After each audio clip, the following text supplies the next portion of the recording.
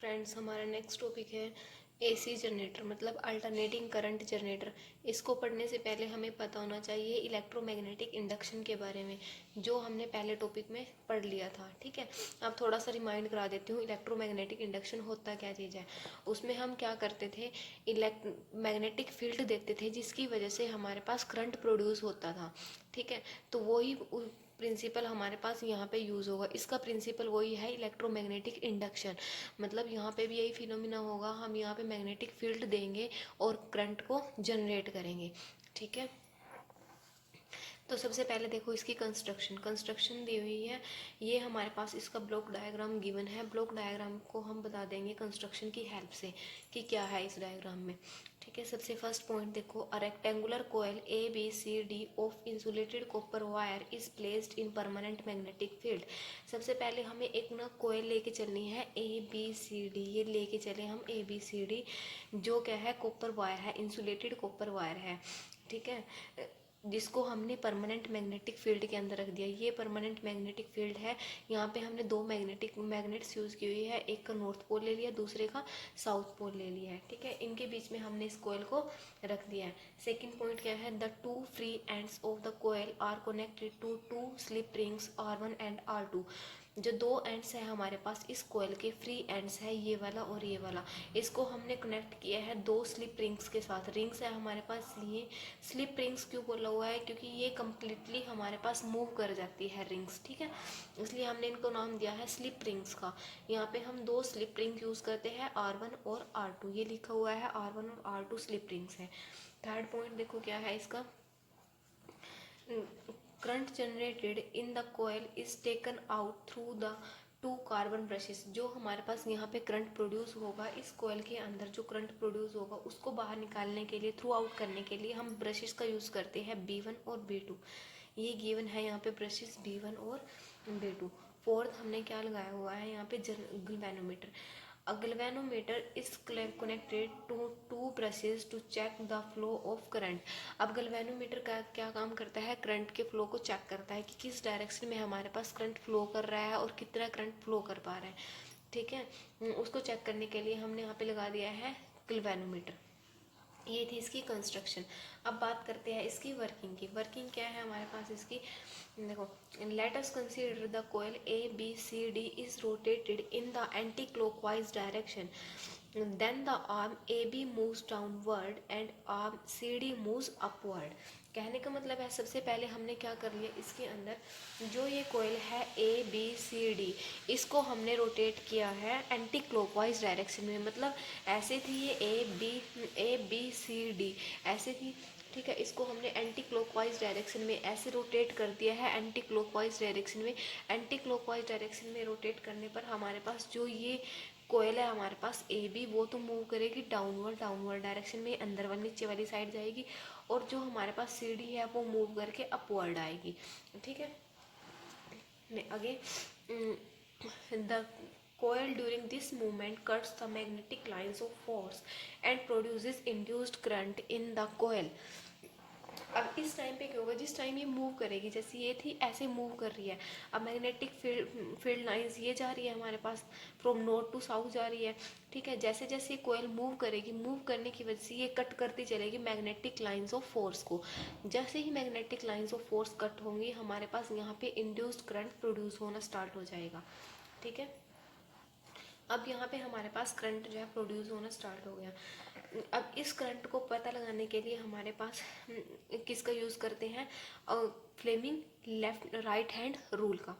ठीक है, प्रोड्यूस करा दिया हमने induce current in the coil according to Fleming right hand rule. Right hand rule क्यों यूज़ किया यहाँ पे, क्योंकि करंट के डायरेक्शन का पता लगाने के लिए कि किस डायरेक्शन में हमारे पास करंट फ्लो करेगा, कौन सी आर्म में कौन सी डायरेक्शन में करंट फ्लो करेगा। ठीक है, देखो इसमें क्या है हमारे पास, राइट हैंड रूल में लगा के बता देती हूँ इसमें कि कैसे लगेगा राइट हैंड रूल। देखो जैसे हमारे पास क्या होता है, राइट हैंड रूल के अकॉर्डिंग हमने स्ट्रेच करनी पड़ती है अपनी फिंगर्स। ये हमने Fleming right hand rule last topic में कर लिया है। उसके अकॉर्डिंग क्या होता है, स्ट्रेच करनी पड़ती है अपनी थंब को, मिडल फिंगर को और फोर फिंगर को। ये मेरी फोर फिंगर है, ये मेरी मिडल फिंगर है, ताकि ये तीनों एक दूसरे के म्यूचुअली परपेंडिकुलर रहे। ठीक है, इसके मैंने म्यूचुअली परपेंडिकुलर का मतलब ये तीनों एक दूसरे के 90 डिग्री के एंगल पे होने चाहिए। स्ट्रेच कर लिया, तब हमारे पास जो ये वाली फिंगर है, फोर फिंगर है, ये किसके डायरेक्शन में होती है? Magnetic field. अब मैग्नेटिक फील्ड की डायरेक्शन क्या है? फ्रॉम नॉर्थ टू साउथ, इस डायरेक्शन में मूव कर रहा है, ऐसे मूव करेगा। ठीक है, ये मेरे पास हो गई है किसकी डायरेक्शन? मैग्नेटिक फील्ड की। और जो ये है हमारे पास, ये करंट की डायरेक्शन को बताता है, और ये हमारे पास फोर्स की डायरेक्शन, मतलब मोशन किस डायरेक्शन में। अब ए बी की मोशन किस डायरेक्शन में थी? डाउनवर्ड डायरेक्शन में। अब इसको डाउन जाना पड़ेगा, इसको ऐसे आना पड़ेगा। ठीक है, ये मेरे पास होगी मैग्नेटिक फील्ड की डायरेक्शन। ये मेरे पास हो गया ए बी कोयल जब मूव करके डाउनवर्ड डायरेक्शन में। तो जो ये मेरी मिडल फिंगर है, ये वाली मी फिंगर, ये किसकी डायरेक्शन बताएगी हमें? करंट की डायरेक्शन। अब करंट की डायरेक्शन कैसे हो रही है? देखो यहाँ से ए बी आर्म की बात कर रही हूँ मैं, बी से ए, ऊपर से नीचे की तरफ दिख रहा है ये आता हुआ। ठीक है, तो करंट कैसे फ्लो करेगा इसमें? बी से ए, ये मैंने दिखा दिया है, बी से ए करंट फ्लो कर रहा है। ठीक है, अब बात करते हैं सी डी आर्म की। सी डी आर्म में क्या चीज़ है हमारे पास? ये मूव करती है हमारे पास, इसकी मोशन थी अपवर्ड डायरेक्शन में। अपवर्ड डायरेक्शन में ऐसे स्ट्रेच करो अपने फिंगर को। अब की बार जो मोशन है हमारे पास, ये फोर्स है, वो किस डायरेक्शन में लग रही है? अबव, ऊपर वाली डायरेक्शन में लग रही है। और जो हमारा ये है मैग्नेटिक फील्ड है, वो तो इसी डायरेक्शन में है, ये हमारे पास ऊपर वाली डायरेक्शन में लग रही है। देखो ये ऐसे चलेगा अब की बार, ये मेरा फील्ड की डायरेक्शन में कर दिया मैंने, मैग्नेटिक फील्ड की डायरेक्शन में। ये मेरी अपवर्ड मूव कर रही है C D arm, C D arm की डायरेक्शन है। तब ये फिंगर किसकी डायरेक्शन देगी हमारे पास? करंट की। अब की बार करंट कैसे मूव कर रहा है? इस साइड से निकलता हुआ दिख रहा है, उस साइड एंड हो रहा है, मतलब करंट की जो डायरेक्शन है वो कैसे चलेगी? D to C, in opposite direction. ये हमारे पास करंट की डायरेक्शन होगी। ठीक है,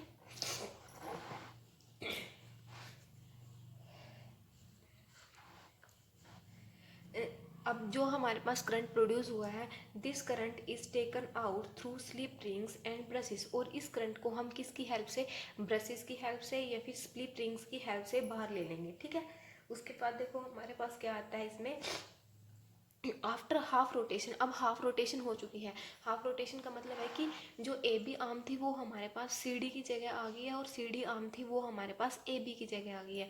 देखो यहाँ पे मैंने लिखा हुआ है डी सी हमारे पास इस साइड आ चुकी है। इस टाइम पे हाफ रोटेशन हो गया, मैंने मूव किया था ऐसे कोयल को एंटी क्लॉकवाइज डायरेक्शन में, पोजिशन जो है चेंज हो चुकी है। ठीक है,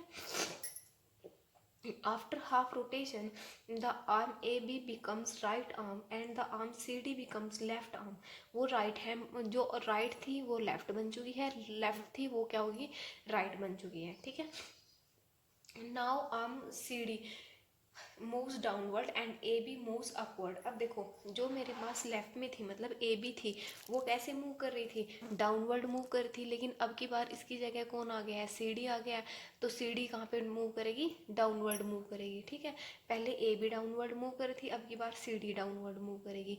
और सी डी पहले अपवर्ड मूव कर रही थी, अब की बार ए बी अपवर्ड मूव करेगी। ठीक है, और जैसे जैसे हमारे पास ये कोयल रोटेट होती है ना, वैसे वैसे हमारे पास ये ब्रशेस भी रोटेट होते रहते हैं इसके। ठीक है, क्योंकि कंप्लीट रिंग्स है हमारे पास, इसकी कंप्लीट रिंग्स, जैसे ये रिंग इसके साथ ही जुड़ी है तो ये भी इसके साथ साथ मूव कर जाएगी, ये इसके साथ ही जुड़ी है तो ये इसके साथ ही मूव कर जाएगी। ठीक है, कंप्लीट रिंग्स ही मूव कर जाती है। तो अब की बार क्या होगा? ड्यूरिंग दिस, इस टाइम पे हमारे पास क्या होगा इसमें? The induced current flows from C to D in the arm. अब की बार क्या होगा? देखो यहाँ पे पहले तो डी टू सी चल रहा था, ऐसे ऊपर की तरफ चला था। अब की बार ये देखो, ये सी डी यहाँ पे आ गया है, तो इस वायर में तो हमारे पास करंट ऐसे फ्लो कर रहा था, ऐसे इस पे लगेगा rule, Fleming right hand rule लगेगा इस पे भी, ऐसे ही लगेगा जैसे उस पर लगा था। ए बी वाली पे ए बी में डाउनवर्ड कर रहा था, तो सी डी में भी कैसे करेगा? सी टू डी करेगा। अब की बार ए बी में कैसा चले गया? ऊपर वाली तरफ चला गया, करंट अपोजिट हो गई डायरेक्शन इसका मतलब। ठीक है, दोनों की दोनों डायरेक्शन क्या होगी? चेंज होगी।